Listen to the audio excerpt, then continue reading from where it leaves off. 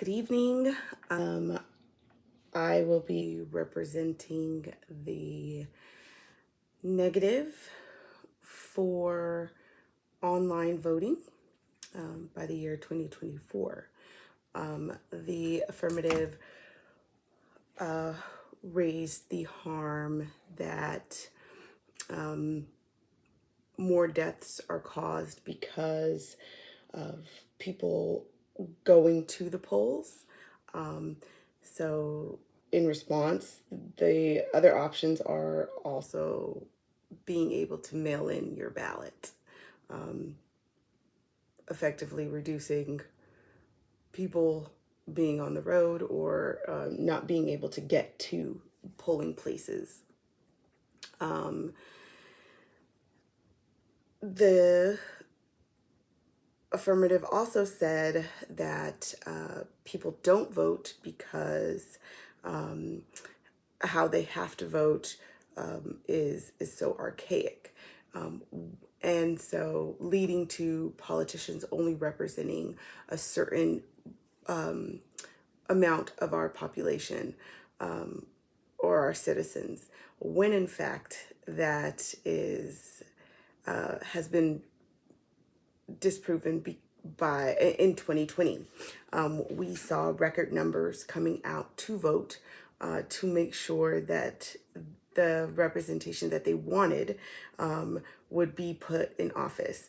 That looked like Trump running for his second term and people coming out in even in greater numbers than we saw when President Obama was running for his first term. So when people want to vote, they come out. When the issues matter to them, they come out.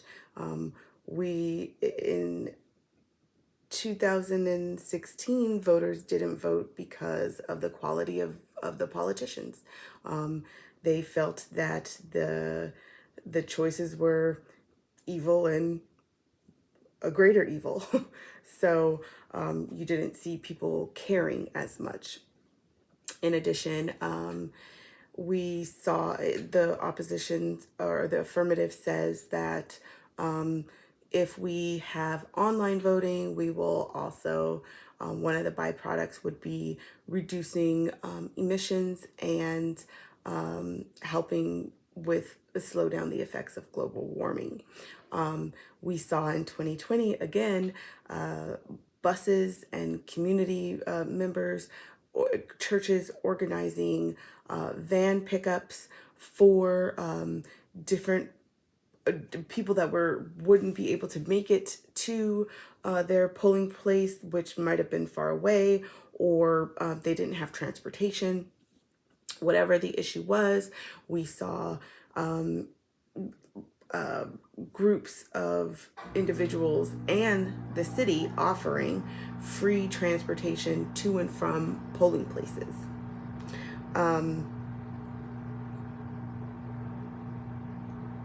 So if I don't have a problem with the inherency of the affirmative.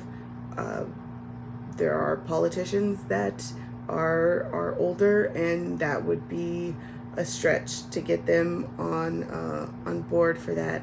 However, just like we saw in 2020, when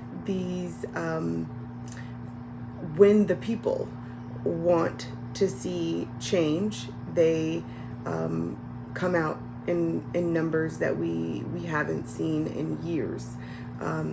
And so if that means with one voice, we tell our politicians that we do not want electronic voting, or that we want better quality of politicians, and we want them to pay attention to our issues, and that includes making sure that every single person has the right to vote. Every single person has a way to get to and from their polling place, which again we saw in 2020 with public transportation and districts making sure that registered voters were able to get to and from their polling place safely. We also saw that